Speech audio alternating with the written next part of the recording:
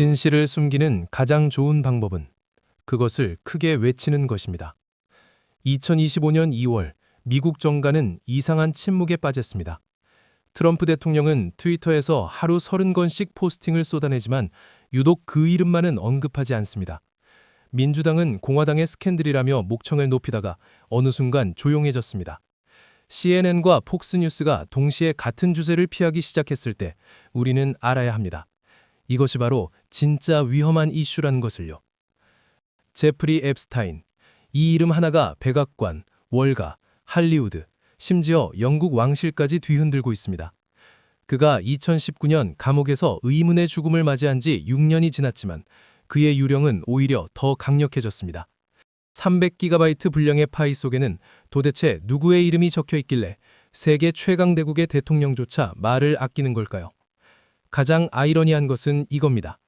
투명성을 외치던 정치인들이 정작 파일 공개 앞에서는 뒷걸음질치고 정의 구현을 약속했던 법무장관은 명단은 존재하지 않는다며 손을 떼버렸습니다. 여러분, 이게 정상입니까? 피해자는 수십 명인데 가해자 명단은 없다. 300기가 증거가 있는데 공개할 게 없다? 지금부터 우리는 이 거대한 음모의 실타래를 풀어보겠습니다. 트럼프는 왜 100억 달러 소송을 걸었을까요? 영국 왕자는 왜 하루아침에 몰락했을까요? 그리고 트럼프의 최측근들은 왜 갑자기 배신의 칼을 들었을까요? 답은 간단합니다. 앱스타인 파일이 공개되는 순간 누군가의 세계가 무너지기 때문입니다. 그리고 그 누군가는 여러분이 상상하는 것보다 훨씬 더 가까이에 있습니다.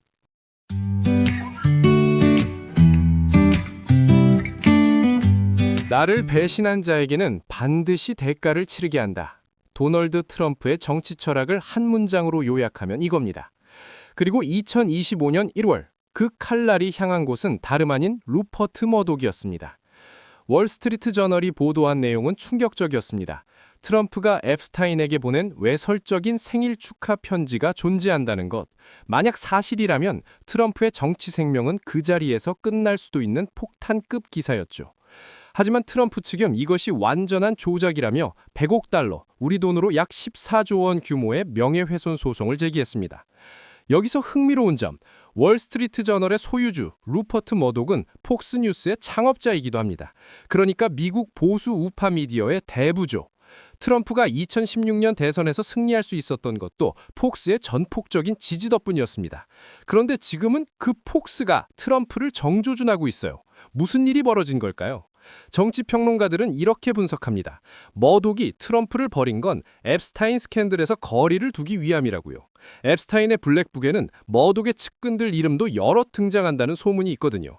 트럼프를 희생양으로 삼아 자신은 빠져나가려는 전략일 수 있다는 겁니다. 하지만 트럼프가 그냥 당하고 있을 리 없죠. 14조 원짜리 소송은 단순한 법정 싸움이 아닙니다. 이건 너 죽고 나 살기 전면전의 신호탄입니다. 더 소름 돋는 건 타이밍입니다. 이 소송이 제기된 시점이 바로 하원에서 앱스타인 파일 공개 논의가 본격화되던 때였거든요. 우연일까요? 아니면 트럼프가 머독에게 보내는 경고였을까요? 나 혼자 빠지지 않는다. 무너지면 같이 무너진다는 메시지 말입니다. 그리고 이 전쟁의 결과가 어떻게 될지는 앱스타인 파일이 공개되는 순간 판가름 날 것입니다. 왕족에게는 특권이 있지만 그만큼의 책임도 따른다. 영국인들이 자랑스럽게 말하는 노블리스 오블리주입니다. 하지만 앤드류 왕자의 경우 특권만 누리고 책임은 회피하려 했다가 왕실 역사상 가장 치욕스러운 추락을 경험했습니다. 2022년 1월 찰스 3세는 동생 앤드류에게서 모든 군 직함을 박탈했습니다. 육군 대령, 해군 중장, 공군 중장. 평생 쌓아온 명예가 하루아침에 사라졌죠. 전하라는 호칭도 박탈당했습니다. 왕실 가족이면서도 더 이상 왕족 대우를 받지 못하는 전례 없는 조치였습니다. 이유는 명백했습니다. 버지니아 주프리라는 여성의 고발 때문이었죠. 그녀는 17세 때 앱스타인에 의해 성적으로 착취당했고 그 과정에서 앤드류 왕자와도 관계를 가졌다고 증언했습니다. 더욱 충격적인 건 앱스타인의 저택에서 앤드류 왕자와 주프리가 함께 찍은 사진이 공개되었다는 점입니다. 왕자는 사진은 조작이라며 부인했지만 법정은 그의 손을 들어주지 않았습니다. 2022년 2월 앤드류 왕자는 결국 주프리와 민사 합의를 했습니다. 합의금은 공개되지 않았지만 영국 언론은 약 1,200만 파운드, 약 200억 원으로 추정했죠. 무죄를 주장하던 사람이 왜 거액을 지불하며 합의했을까요? 법정에서 더 많은 진실이 드러난 걸 막기 위해서였을 겁니다. 하지만 영국 국민들은 분노했습니다. 왕실은 세금으로 운영되는데 그 돈으로 성범죄 의혹자의 합의금을 댔다는 게 밝혀졌거든요. 여론은 악화일로였고 찰스 국왕은 더 이상 동생을 보호할 수 없었습니다. 앤드류 왕자는 현재 윈저성의 한 별채에서 은둔 생활을 하고 있습니다. 더 이상 공식 행사의 모습을 드러내지 않는 사실상의 추방입니다. 여기서 끝이 아닙니다. 앱스타인 파일이 완전히 공개되면 앤드류 왕자 외에도 영국 상류층 인사들의 이름이 쏟아져 나올 거라는 관측이 있습니다. 앱스타인은 단순한 범죄자가 아니었습니다. 그는 전 세계 엘리트들의 약점을 수집하는 정보원이었다는 의혹이 있거든요. 그렇다면 앤드류 왕자의 몰락은 시작에 불과할지도 모릅니다.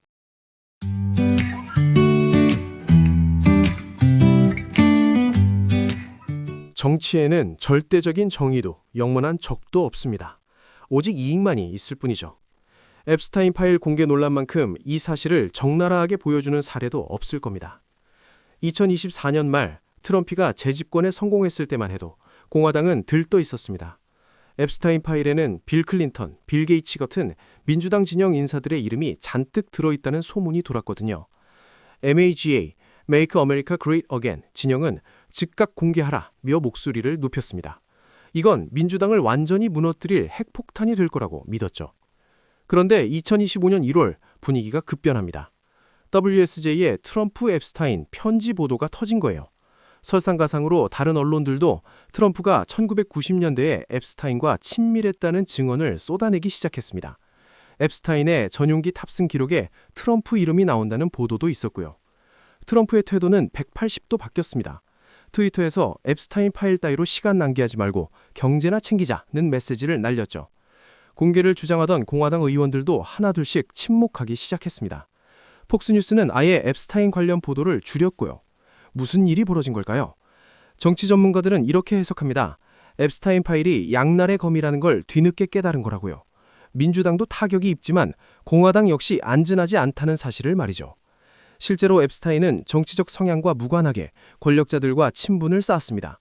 보수도 진보도 가리지 않았어요. 그러니 파일이 공개되면 양당 모두 무너질 수 있는 겁니다. 하지만 여론은 달랐습니다. 국민들은 왜 갑자기 입장이 바뀌었냐며 트럼프를 추궁했고 SNS에서는 릴리스터 앱스타인 파일스, 앱스타인 파일을 공개하라 해시태그가 폭발적으로 확산되었습니다. 공화당 내부에서도 균열이 생겼어요. 강경파 의원들은 우리가 먼저 공개하지 않으면 민주당이 자기들에게 유리한 부분만 흘릴 것이라며 압박했습니다. 트럼프는 이제 진퇴양난에 빠졌습니다. 공개해도 문제, 묻어도 문제인 상황이 된 거죠.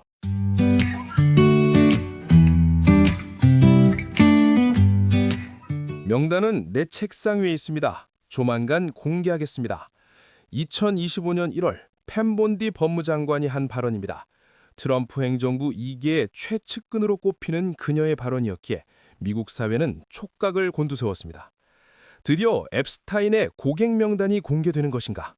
하지만 2월 초 법무부가 발표한 내용은 기대와 정반대였습니다. 300GB 분량의 증거 자료를 확보했으나 고객 명단이라고 할 만한 리스트는 존재하지 않는다. 뭔가 이상하지 않나요? 앱스타인은 수십 년간 미성년자 성매매 조직을 운영했습니다. 피해자만 수십 명이 확인되었고요. 그런데 고객 명단이 없다니. 법무부는 추가로 이렇게 설명했습니다. 피해자 보호를 위해 증거 자료를 무분별하게 공개할 수 없다. 물론 피해자 보호는 중요합니다. 하지만 국민들이 원한 건 피해자 정보가 아니라 가해자 정보였거든요. 누가 앱스타인의 범죄에 연루되었는지, 어떤 권력자들이 미성년자를 학대했는지를 알고 싶었던 겁니다. 음모론이 들끓기 시작했습니다. 명단은 있지만 공개하지 못하는 것 아니냐? 트럼프 본인 이름이 있어서 덮으려는 거다. 아니면 더 거물급 인사를 보호하려는 거다. 등등. SNS에서는 해시태그 Where is the list? 명단은 어디 있냐 해시태그가 트렌드에 올랐습니다. 법률 전문가들은 이렇게 지적했습니다. 300GB면 엄청난 양이다. 이메일, 통화기록, 비행기록, 금융거래 내역 등이 모두 포함됐을 것이다. 이 정도 자료가 있으면 연루자를 특정하는 건 충분히 가능하다. 그러니까 명단이 없다는 건 거짓말이거나 아니면 의도적으로 명단을 작성하지 않았다는 뜻입니다. 둘 다 문제죠. 더 의심스러운 건 타이밍입니다. 펜 본디가 명단이 내 책상에 있다고 말한 지 불과 2주 만에 명단은 존재하지 않는다로 입장을 바꿨거든요. 그 2주 사이에 무슨 일이 있었던 걸까요? 누군가 압력을 넣은 걸까요? 아니면 명단을 보고 나서 이건 공개하면 안 되겠다고 판단한 걸까요? 우리는 알 수 없습니다. 하지만 확실한 건 법무부의 발표로 국민들의 의혹은 더욱 증폭되었다는 사실입니다.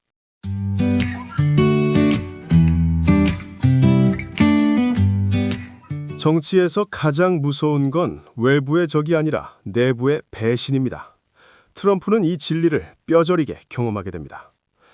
마조리 테일러 그린, 조지아주 하원 의원이자 MAGA 운동의 상징과도 같은 인물입니다. 트럼프에 대한 충성심으로 유명했죠. 2021년 1월 6일 의사당 습격 사건 이후에도 트럼프를 옹호했고 2024년 대선에서도 가장 열렬히 그를 지지했습니다. 그런 그녀가 2025년 2월 돌연 트럼프에게 등을 돌렸습니다. 사건의 발단은 민주당의 심사 배제 청원이었습니다. 이건 하원에서 위원회가 법안을 묵살할 때 의원 과반 218명의 서명을 받아 강제로 본회의에 상정하는 제도입니다. 민주당은 앱스타인 파일 공개 법안을 발의했지만 공화당이 장악한 사법위원회가 이를 묻어버렸거든요. 그래서 심사 배제 청원을 시작한 겁니다. 문제는 하원 의석수였습니다. 민주당 214석, 공화당 221석, 민주당만으로는 218표를 채울 수 없었죠. 최소 4명의 공화당 의원이 배신해야 했습니다. 그리고 그 4명 중 1명이 바로 마조리 테일러 그린이었습니다. 그 외에도 매튜 게이츠, 낸시 메이스, 토마스 매시 의원이 동참했고요. 그린은 이렇게 말했습니다. 나는 트럼프를 지지하지만 진실은 더 중요하다. 앱스타인 파일이 공개되면 민주당 거물들이 무너질 것이다. 왜 우리가 그 기회를 막아야 하나? 표면적으로는 민주당 온 공격을 위한 전략처럼 들립니다. 하지만 정치 전문가들은 다르게 봤어요. 그린이 트럼프와의 거리 두기를 시작한 거라고요.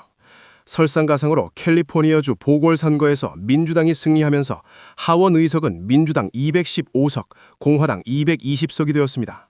공화당 배신자 4명 플러스 민주당 전환 이퀄 정확히 219표, 218표를 넘긴 겁니다. 2025년 2월 28일 심사 배제 청원이 통과되었고 앱스타인 파일 공개 법안은 3월 하원 본회의에 상정될 예정입니다. 트럼프는 경로했습니다.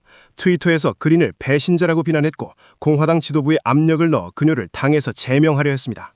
하지만 그린은 꿋꿋했어요. 오히려 트럼프가 숨길 게 없다면 왜 공개를 두려워하냐며 반격했습니다. MAGA 진영은 분열하기 시작했습니다. 일부는 트럼프 편을, 일부는 그린 편을 들었죠. 이제 공은 상원으로 넘어갔습니다. 과연 상원도 하원처럼 통과될까요? 아니면 트럼프가 거부권을 행사할까요? 3월이 기다려줍니다. 가장 좋은 방어는 공격이다. 트럼프가 평생 실천해온 전략입니다. 그리고 앱스타인 파일 압박이 거세지자 그는 역대급 반격 카드를 꺼내들었습니다. 바로 버락 후세인 오바마 반역죄입니다. 2025년 3월 초 트럼프는 트위터에 장문의 글을 올렸습니다.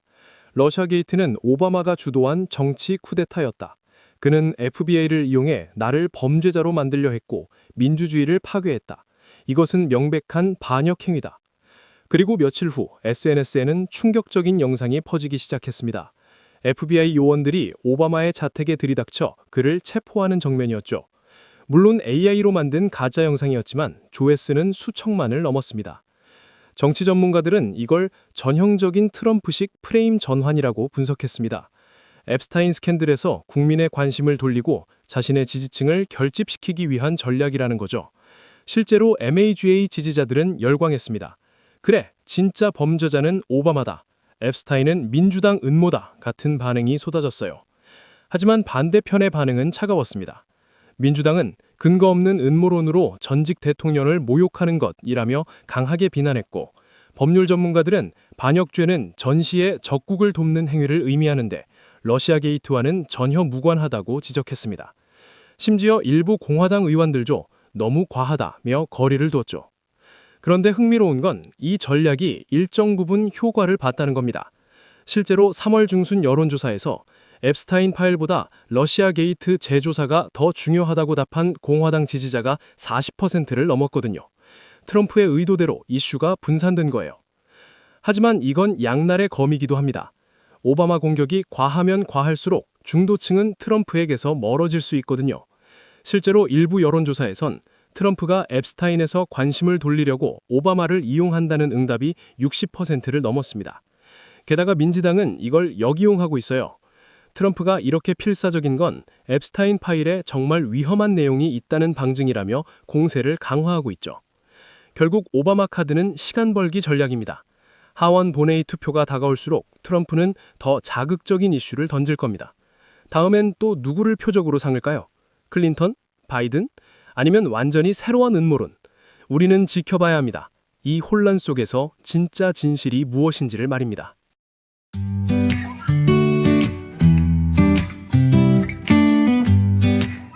셜록 홈즈의 가장 유명한 추리는 짖지 않는 개에서 나왔습니다.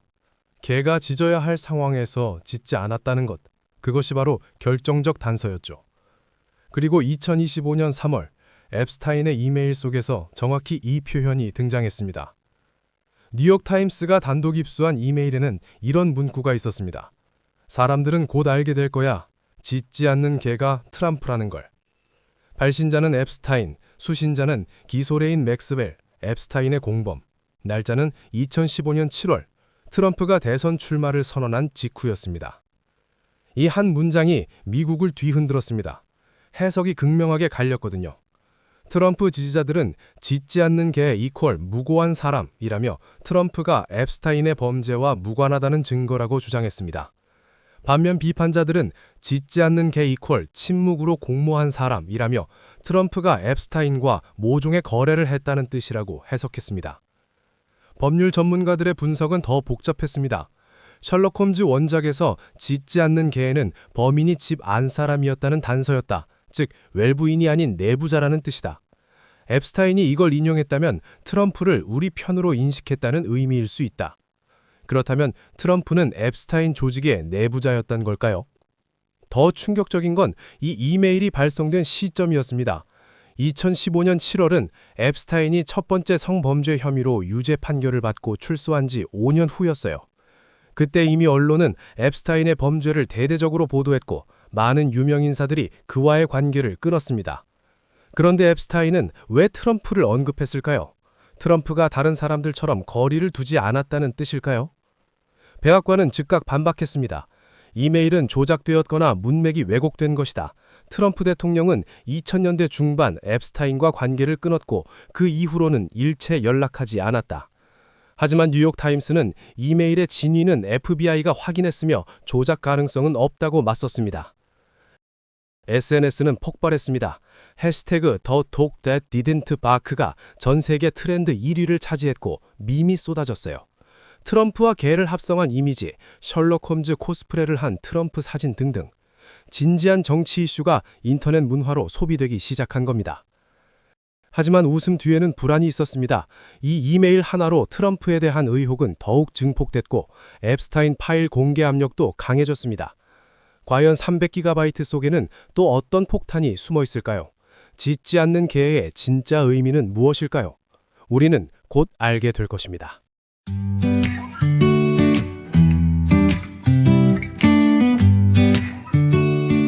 이제 최후의 전장으로 향합니다. 3월 하원 본회의, 그리고 그 이후에 6개월, 미국 정치사에서 가장 극적인 순간들이 펼쳐질 것입니다. 시나리오는 크게 세 가지입니다. 첫째, 하원 본회의에서 공개안이 부결되는 경우, 공화당이 당론을 정해 반대표를 던지면 가능합니다. 하지만 마조리 테일러 그린 같은 배신자들이 있어서 쉽지 않아 보입니다. 둘째, 하원은 통과하지만 상원에서 부결되는 경우, 상원은 공화당이 51석으로 과반을 차지하고 있어서 당론만 잘 지키면 막을 수 있습니다. 셋째, 상하원 모두 통과하는 경우, 이때 트럼프가 대통령 거부권을 행사할 것이냐가 관건이죠. 거부권은 강력한 무기지만 양날의 검입니다. 거부권을 행사하면 트럼프가 숨길 게 있다는 의혹이 확정되고 2026년 중간선거에서 공화당이 참패할 수 있습니다. 하지만 거부권을 행사하지 않으면 앱스타인 파일이 공개되고 트럼프 본인뿐 아니라 공화당 전체가 무너질 위험이 있어요. 선택의 기로에 선 겁니다. 설상가상으로 의회에는 거부권 무효화 제도가 있습니다. 상하원 각각 3분의 2 이상이 찬성하면 대통령 거부권을 뒤집을 수 있거든요. 현재 하원 435석 중 290표, 상원 100석 중 67표가 필요합니다. 민주당만으로는 불가능하지만 공화당 내 반트럼프 세력이 합세하면 가능합니다. 실제로 리즈 체니, 애덤 킨징거 같은 전직 의원들은 거부권을 무효화해야 한다고 공개적으로 발언했습니다. 법률 전문가들은 이 과정이 최소 6개월은 걸릴 거라고 예측합니다. 하원 투표, 상원 심의, 상원 투표, 대통령 거부권, 재의결 과정까지. 그 사이에 2026년 11월 중간선거가 있습니다. 만약 중간선거에서 민주당이 상하원을 모두 장악하면 앱스타인 파일 공개는 확정됩니다. 트럼프로서는 절대 피해야 할 시나리오죠. 그래서 트럼프는 지금 총력전을 펼치고 있습니다. 오바마 공격, 러시아 게이트 재조사, 국경위기 강조 등 온갖 이슈를 쏟아내며 국민의 관심을 분산시키고 있어요. 동시에 공화당 의원들을 하나하나 설득하거나 압박하고 있습니다. 앱스타인 파일이 공개되면 너희도 무사하지 못할 것이라는 메시지를 던지면서요. 하지만 시간은 트럼프 편이 아닙니다. 앱스타인 이슈는 이미 미국 사회에 깊숙이 침투했고 젊은 세대를 중심으로 진실을 알 권리에 대한 요구가 거세지고 있습니다. SNS에서는 매일같이 새로운 의혹과 증거가 쏟아지고 언론은 경쟁적으로 단독 보도를 내놓고 있습니다. 이제 앱스타인 파일은 단순한 정치 이슈가 아니라 세대 간 전쟁의 상징이 되었습니다. 최종 결말은 어떻게 될까요? 세 가지 가능성이 있습니다. 첫째, 트럼프가 정치적 압박을 이겨내고 파일 공개를 막는 경우. 이 경우 그의 정치적 입지는 강화되지만 역사는 그를 진실을 숨긴 대통령으로 기록할 것입니다. 둘째, 일부만 공개되는 타협안이 나오는 경우. 피해자 보호라는 명분으로 민감한 부분만 삭제하고 나머지를 공개하는 거죠. 하지만 이것도 논란을 피할 수 없을 겁니다. 셋째, 파일이 100% 공개되는 경우. 이때는 미국 정치판이 완전히 뒤집힐 것입니다. 민주당과 공화당 가릴 것 없이 권력의 정점에 있던 사람들이 나락으로 떨어질 수 있습니다. 어떤 결말이든 한 가지는 확실합니다. 앱스타인의 요령은 2026년 내내 미국을 괴롭힐 것이며 그 여파는 2028년 대선까지 이어질 것입니다. 우리는 역사의 중대한 전환점을 목격하고 있습니다. 6개월 후 우리는 어떤 미국을 보게 될까요? 진실이 승리한 나라일까요? 아니면 권력이 진실을 묻어버린 나라일까요? 지켜봅시다. 그리고 기억합시다. 침묵은 공범이라는 사실을요.